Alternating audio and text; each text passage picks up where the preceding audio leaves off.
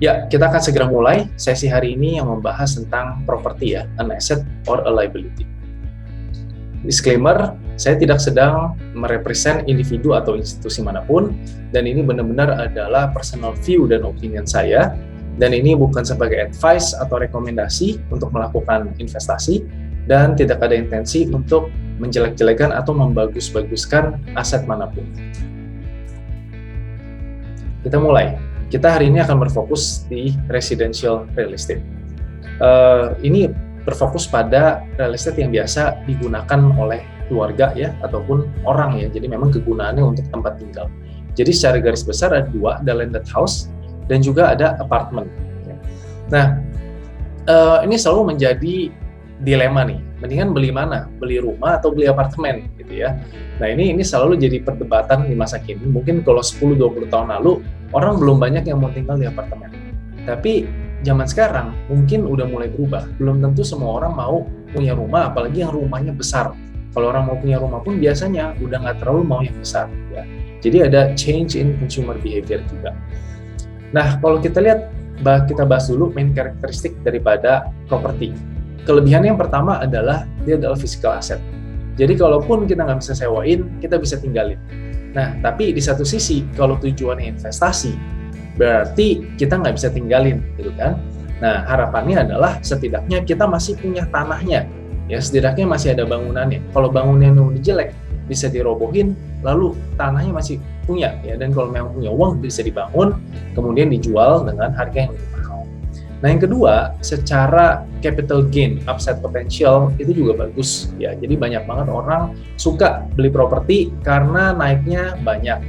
Nah, tetapi sebenarnya ini kata kuncinya di time horizon. Ya, artinya kita harus lebih sabar. Nggak ada orang beli properti 3 bulan langsung untung. Zaman dulu ada, 10 tahun lalu, mungkin 8-9 tahun lalu ada waktu properti benar-benar lagi booming banget. Tetapi untuk di tahun-tahun ini, kita nggak bisa expect hal yang sama ya, seperti yang tadi saya jelaskan di awal. Nanti saya akan bahas lebih deep di bagian terakhir. Nah, tetapi kelebihannya dia itu illiquid atau nggak liquid ya. Kalau misalnya kita mau jual, walaupun udah ketemu buyernya, udah oke harganya semua, tetapi biasanya perlu waktu kira-kira 1 bulan, karena perlu ke notaris, perlu ini, perlu itu gitu ya. Biasanya akan perlu waktu nih, atau setidaknya seminggu 2 minggu. Jadi dari segi likuiditas ini nggak terlalu bagus. Itu tadi asumsinya langsung ketemu buyer atau sellernya. Tapi pada kenyataan hidup, properti itu banyak sekali, kebanyakan kita harus nunggu lumayan lama ya. Bahkan di dalam 2-3 tahun, 5 tahun terakhir, jual properti kayaknya susah banget. Karena memang ekonomi juga lagi nggak bagus. Nah, yang kedua, ini menginvolve yang namanya loan biasanya, atau pinjaman. Orang yang punya uang pun biasanya belum tentu beli cash. Ya, karena cash-nya diputar buat yang lain, lalu dia meminjam, antara minjam sama developer, cicilan developer, atau minjam sama bank, atau minjam sama yang lain. Nah, artinya di sini kita menambah hutang juga sebenarnya. Nah, di titik inilah ketika kita belum bisa memonetize ya, aset ini belum bisa menghasilkan uang, sebenarnya statusnya masih liability. Ya.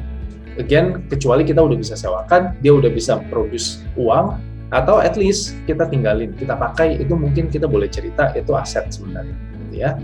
Dan yang terakhir, ini dia yang jarang banget dipertimbangkan waktu mau beli properti. Orang tuh suka lupa. Waktu mau beli, udah beli aja, tapi lupa, nggak dihitung dulu. Biaya per bulannya berapa? Biaya per 6 bulannya berapa? Biaya per tahunnya berapa? Nanti saya akan bahas lebih detail lagi. Nah, sekarang kita comparison. Ya, jadi ini pertanyaannya nih, langsung nih. Landed house atau apartment? Yang pertama kita bahas dari rental yield dulu. Ya, jadi pemasukan daripada sewa itu berapa sih? Biasanya kalau landed house itu 3-4%, apartemen itu biasanya 4-5%. Bahkan kadang kalau memang yang bagus banget, yang emang keren banget, yang emang benar-benar mungkin premium ya bisa dibilang, mungkin bisa sedikit di atas 5%. Ya. Tetapi pada intinya memang apartemen itu biasanya rental yield-nya lebih tinggi.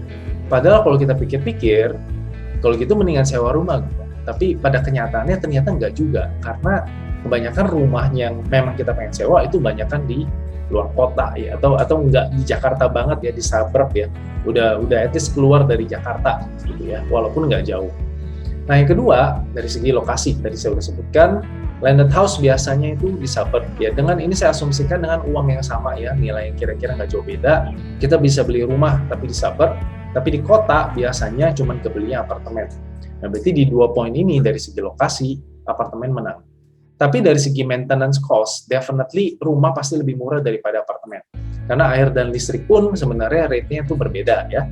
Ditambah lagi ada maintenance fee, ada juga biaya-biaya lainnya ya, pakai atau nggak pakai kita pasti di charge ya, dan juga ya biaya pemeliharaan yang lainnya untuk bersih-bersih dan sebagainya.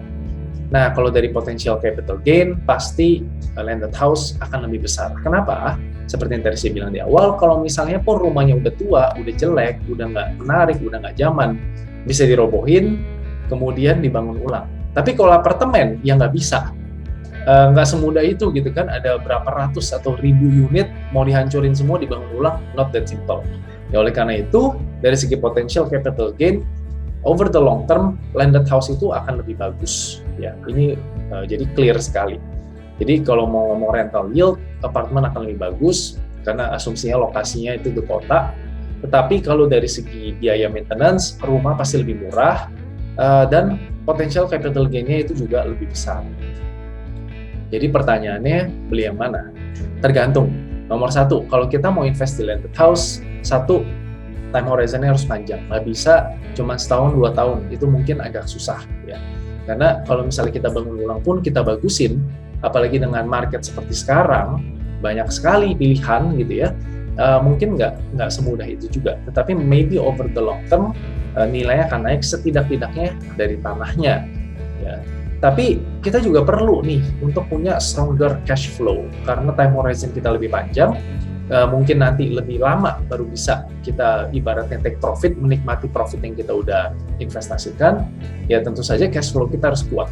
Jadi kalau cash flow-nya nggak terlalu kuat, menurut saya kurang tepat untuk kita paksain beli rumah bukan untuk tinggal, tapi buat investasi. Itu kurang tepat, karena tadi kita udah bahas di awal, rental yield-nya itu cukup rendah ya, apalagi yang di suburb ya, yang di luar Jakarta, itu pasti lebih rendah. Di Jakarta pun biasanya lebih rendah daripada apartemen. Oke, jadi itu yang harus dipertimbangkan. Nah, nomor 3, tapi kita mungkin one day akan pakai. Jadi sehancur-hancurnya pun kita bisa renovasi ulang, kita bisa bangun ulang, memang kalau ada budgetnya. Jadi ini adalah aset yang memang kita bisa pegang more than 20 years. Nah, kalau apartemen itu short term time horizon.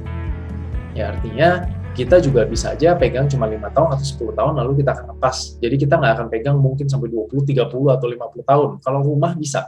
Kalau apartemen menurut saya ada saatnya kita harus keluar. Ya setidaknya pun ya kita harus hitung berapa tahun ya untuk rental yield itu bisa membalikan uang kita. Ya, mungkin cara simpelnya seperti ini, cara pikirnya. Sebelum Anda next time beli apartemen, tanya dulu apakah apartemen ini, maksudnya tanya ke diri sendiri ya, harus analisa juga, apakah apartemen ini nantinya harganya akan naik. Kalau jawabannya tidak, artinya kapan uang saya akan balik? Cara hitungnya adalah tinggal 5% tadi per tahun, dikali 20. Itu nanti hasilnya 100%. Tetapi itu pun tidak memperhitungkan faktor inflasi ya. Jadi kalau dari potong inflasi ya mungkin lebih lama lagi. Jadi poinnya adalah kalau kita invest properti, ya kalau kita expect cuman dari rental yield, setidak-tidaknya itu kita harus nunggu 20 tahun. Ya. Of course, kita juga expect dia harganya bisa naik. Ya, one day dia bisa naik, misalnya 10 tahun lagi bisa naik 50% aja, ya lumayan. Ya, 20 tahun lagi bisa naik 2 kali lipat, ya lebih lumayan lagi. Ya.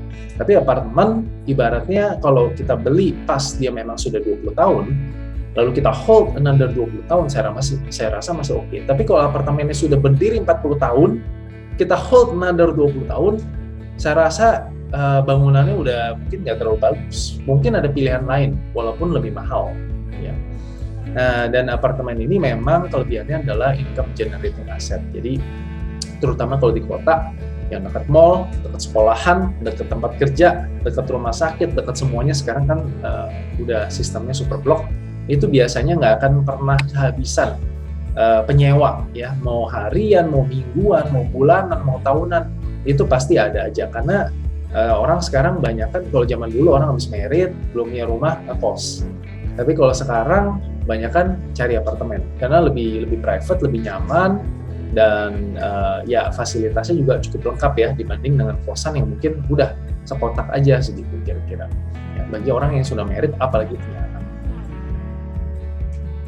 Nah, di sini saya mau ceritain juga beberapa transaction cost bagi teman-teman yang belum pernah investasi di properti. Jadi kalau mau beli properti, kita tetap harus punya uang pasti, karena ada beberapa biaya yang kita harus keluar. Yang pertama, sebagai penjual, kita akan bayar PPh 2,5% ya dari nilai transaksi. Biaya notaris itu 0,5-1%, tapi biasanya ini bisa antara di split antara penjual dan pembeli, atau ya secara teori biasanya yang membayar itu si penjual. Dan juga ada PBB kita harus lunasi dulu baru kita bisa jual. Nah, untuk buyer, si pembeli, ada biaya cek sertifikat, BPHTB 5%, nah ini dia ya, ini yang bikin lumayan mahal nih. Jadi kalau udah nego harga pas, jangan lupa dihitung lagi, ditambahin sekitar 5-7%, dan itulah kira-kira biaya yang harus kita keluar dari nilai yang kita udah agree dengan si penjual. Nah, ada balik nama sertifikat, ada PPN juga, dan ada biaya-biaya lainnya. Ya. Jadi itu yang harus dipertimbangkan teman-teman semua, bahwa untuk membeli properti itu kita nggak bisa terlalu maksa. Dan jangan lupa, pada umumnya kalau beli properti, apalagi kalau nyicil, kita harus punya DP 30% biasanya. Kecuali cicilan developer, tapi itu pun biasanya adalah DP berapa persen. Ya, artinya kalau mau beli properti, walaupun cicilan kita cukup per bulannya misalnya, tetapi kita harus pertimbangin juga bahwa kita harus punya DP-nya. Biasanya minimal 30% kita harus punya down payment-nya. Ya, sisanya baru bisa dicicil. Nah, itu sekilas tentang transaction cost. Sekarang pertanyaannya, is it the right time to invest? Yes, a big yes. Kenapa? Di sini saya udah kasih clue-nya. Ada rumah dan ada gambar persen. Sekarang bunga itu lagi murahnya luar biasa. Liquidity di banking system itu lagi banjir sebanjir-banjirnya. Uang juga lagi bingung mau dipakai buat apa ya karena Covid ini. Dan harga properti juga belum jauh dari bottom. Ada beberapa yang mungkin udah naik, ada yang masih murah banget karena masih banyak banget orang yang BU atau butuh uang, ya bisnis belum jalan, dan banyak orang yang belum bisa bayar barang gitu ya. Jadi otomatis harus dilikuidasi nih aset-asetnya. Nah, jadi ini sebenarnya the right time untuk kita invest, untuk kita accumulate aset. Ya. Nah, saya akan sharingkan juga sebuah cycle yang saya pernah sharingkan di webinar saya sebelumnya, yang di Basic Investment. Jadi pertama, kalau ekonomi lagi drop banget, ini kita di fase slowdown. Aset yang paling perform adalah bonds, terutama government bonds, ya obligasi pemerintah, karena itu yang paling aman. Pemerintah mau bangkrut, susahnya luar biasa. Ya, mau bangkrut itu bukan kayak perusahaan atau pribadi yang bangkrut ya bangkrut. Untuk sebuah negara mau bangkrut itu susahnya luar biasa. Oleh karena itu yang paling aman adalah negara. Karena sejelek-jeleknya negara bisa naikin hutang, minjem uang. Kalau uangnya nggak ada, bank sentral bisa bantu ya sebagai saudara untuk cetak uang lalu dibeliin obligasi pemerintah supaya pemerintah punya uang untuk konsumsi, untuk membantu, untuk subsidi dalam kasus COVID sekarang ini ya. Nah, slowdown ini kalau udah lewat, udah di bottom, selanjutnya yang naik itu saham atau equity. Oke, ini yang sudah terjadi sekarang. Tahun lalu obligasi naiknya luar biasa, sahamnya melempem, diem. Sampai baru-baru ini investor asing udah mulai masuk ke saham, naiknya luar biasa kencang ya, 1 bulan mungkin 7%. Nah, kalau kita lihat, sekarang kita ada kira-kira di fase sini, teman-teman semua. Antara di fase sini, ya yang jelas ini di tengah. Kita baru mau masuk ke recovery. COVID kasusnya udah turun banget ya, kita lihat di Indonesia juga udah cepat sekali penurunannya. Dan kita harapkan udah benar-benar nggak ada lagi, setelah ini udah nggak ada gelombang ketiga, nggak ada varian baru, nggak ada yang lain-lain. Dan semoga di kuartal 4 ini ekonomi bisa mulai jalan. Kalau kita lihat dari business transaction, kita lihat dari Google Mobility Index, itu orang juga udah mulai jalan. Kita lihat di jalanan udah macet, jalan tol udah macet, tempat wisata udah lumayan penuh gitu sekarang.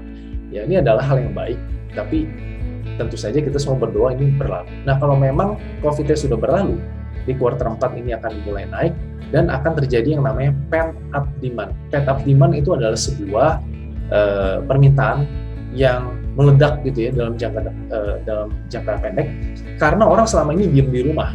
Jadi duitnya ya mungkin belanjanya online dan sebagainya. Ya sekarang orang kangen juga belanja di mall, belanja yang offline. Ya, jadi akan ada pent up demand. Tempat-tempat hiburan, tiket pesawat, saya kemarin dengar tukang taksi bilang Bluebird ya, itu taksi bandara sampai nggak cukup ya, karena memang udah mulai rame nih sekarang. Jadi akan ada pent up demand. Nah, ini sedikit banyak akan berpengaruh kepada ekonomi. Tetapi tentu saja nggak bisa recover hanya dalam waktu 1 bulan, 2 bulan, 3 bulan. Paling cepat kita rasakan itu 3 bulan ke depan atau 6 bulan, tergantung sektornya. Ya. Nah, kalau memang udah nggak ada COVID, ekonomi mulai jalan, dan kalau ditanya apakah orang Indonesia nggak punya uang, jawabannya enggak. Uangnya itu banyak sekali, cuman nggak dipakai. Ya, jadi banyak uang itu diem di bank sekarang. Ya, makanya bank harus turunin suku bunga, tapi bagusnya adalah bunga kredit juga turun, ya, supaya ekonomi bisa jalan. Nah, kalau ini semua sudah berjalan, ya, let's say 1-2 tahun ke depan, bisnis mulai recover, mulai bisa recover loss-nya, dan 3-4 tahun ke depan atau 5 tahun ke depan misalnya udah bisa mulai making profit, ya. Jadi pebisnis ini uangnya udah lebih banyak, orang-orang juga banyak yang income-nya itu bisa ditabung, udah lebih banyak, larinya biasanya ujungnya baru ke properti. Ya, karena kalau di fase sekarang bisnis lagi jelek, orang akan jual-jualin propertinya karena yang penting itu cash. Ya, harus bisa bayar supplier, harus bisa bayar THR, harus bisa bayar karyawan, harus tetap bisa menjalankan biaya-biayanya ya. Tapi kalau orang udah kebanyakan uang, biasanya orang akan beli tanah, ya, orang akan beli properti. Oke. Nah, jadi ini cycle-nya memang dia yang paling terakhir. Dan saya udah perhatikan keseringan itu kalau properti udah sampai di puncaknya, biasanya cycle-nya akan reset, akan ngulang lagi, ya. Dimana kalau semua orang udah bisa beli properti, itu ekonomi biasanya akan direm oleh bank sentral, oleh pemerintah dengan cara menaikkan suku bunga supaya orang nggak terlalu banyak utang, karena itu berbahaya. Ini yang sedang terjadi di Amerika. Rakyat dikasih uang, bunga murah banget. Jadi itu kalau nggak segera dilakukan pengetatan moneter, bahaya. Orang bisa utangnya terlalu berlebihan, dan akhirnya itu nggak sehat untuk ekonomi. Karena kalau utang udah terlalu banyak, sekali ekonominya lagi melemah, langsung default semua atau gagal bayar semua. Ya. Jadi kita ada di fase ini, dan saya akan jelaskan kenapa 10 tahun yang lalu itu berbeda dengan properti market yang sekarang. Yang pertama, itu dari segi supply. Di 10 tahun lalu belum banyak, ya, rumah di luar Jakarta belum banyak, apartemen juga belum terlalu banyak. Karena memang orang beli apartemen tujuannya buat disewakan. Masih jarang orang beli untuk ditinggalin. Ya, kecuali yang memang sanggupnya beli apartemen, itu beda cerita. Tetapi saya cerita ini investor yang punya uang, misalnya 10 miliar, dulunya dia langsung belikan langsung 10 apartemen. Lalu tunggu 3 bulan, 6 bulan, setahun, harga naik dijual. Ya. Nah, tetapi untuk zaman sekarang, saya rasa hal itu udah sulit, karena supply-nya sudah jauh lebih banyak. Orang punya banyak sekali pilihan. Ya. Dalam 10 tahun terakhir ini pembangunan begitu luar biasa, banyak sekali. Ya. Dan yang kedua, cerita first generation. Sebagai pengalaman saya di bank, setidaknya selama 5 tahun terakhir, saya ketemu, ya, saya observe gitu ya, beberapa nasabah.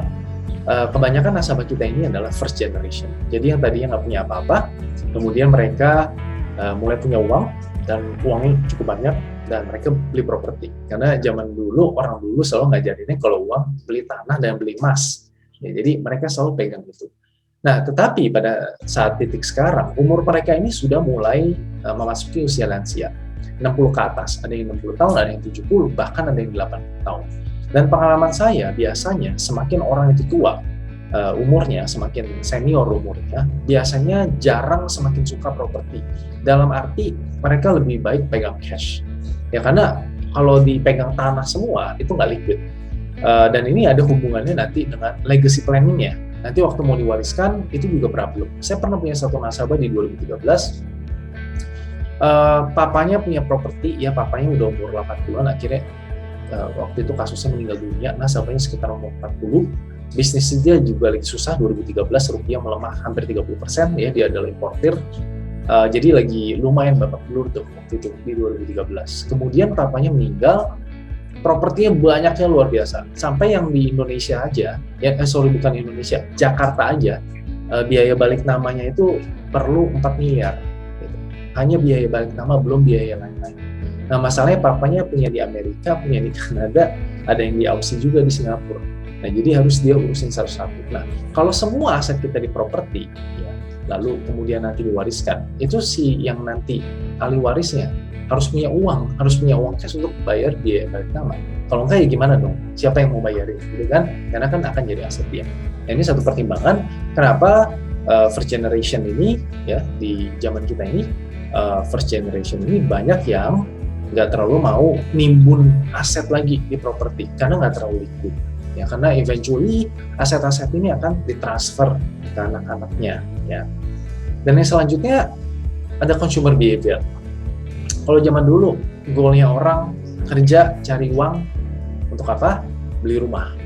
Zaman sekarang orang udah belum tentu berpikiran beli rumah. Bahkan orang belum tentu berpikir untuk punya anak, karena biasa beli rumah itu kan tujuannya nanti mau punya anak ya. Kalau misalnya cuma berdua kan mau tiap 3 bulan pindah kosan juga nggak masalah. Tapi kalau udah punya anak kan nggak bisa, ibaratnya seperti itu. Nah tapi sekarang kita udah masuk kemana zaman dimana orang itu kalau merit pun belum tentu mau punya anak. Yang nggak mau merit juga banyak gitu ya, dibanding 10, 20, apalagi 30 tahun, apalagi 50 tahun.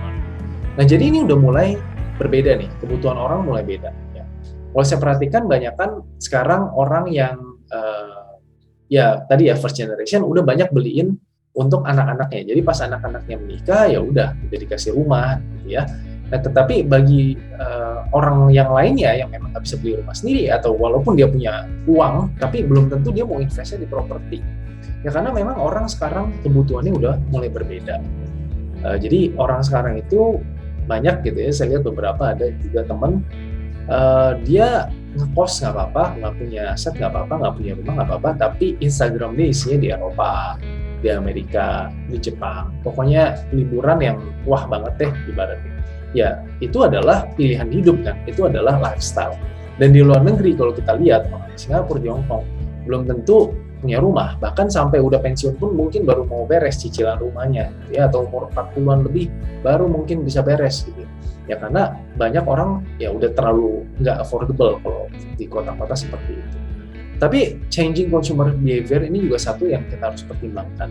Zaman dulu orang memang beli, memang orang berpikir harus punya rumah, tapi zaman sekarang banyak sekali orang yang berpikir saya nggak mau punya hutang, saya nggak mau punya ikatan supaya saya lebih bisa bebas. Mau nanti tiba-tiba cari kerja di Australia misalnya, cuma jadi tukang potong tahu, tapi uangnya kenceng gitu ya dibanding di Indonesia, bisa gitu. Dan yang terakhir yang kita harus pertimbangkan, monetary tightening. Jadi 10 tahun lalu bedanya, Amerika itu habis krisis 28, bank sentralnya cetak uang banyak sekali. Tetapi kalau sekarang, keadaan sekarang berbeda. Mereka udah selesai cetak uang, COVID-nya udah hampir beres, tapi inflasinya sudah naik. Jadi mereka harus melakukan yang namanya monetary tightening atau pengetatan kebijakan moneter. Tadinya uang dipompa sebanyak-banyaknya ke sistem, sekarang akan mulai peran-peran dikurangin pompanya dan eventually akan diserap dengan cara menaikkan suku bunga. Itu masih cerita tahun depan. Tetapi untuk 5 tahun ke depan, setidaknya time frame-nya, kita masih ada di dalam masa monetary tightening. Oleh karena itu, properti mungkin naiknya nggak bisa sekencang, seluar biasa 10 tahun lalu. Walaupun di masa COVID, sebenarnya penjualan properti yang semua orang pikir akan jelek, ternyata nggak juga. Ternyata lumayan bagus. Jadi poin saya adalah, ekonomi lagi jelek, suku bunga lagi murah, ya saatnya kita manfaatkan. Tetapi kita harus manage ekspektasi kita, ya jangan expect 3 bulan lagi langsung untung, atau setahun, atau bahkan 3 tahun lagi, belum tentu untung juga.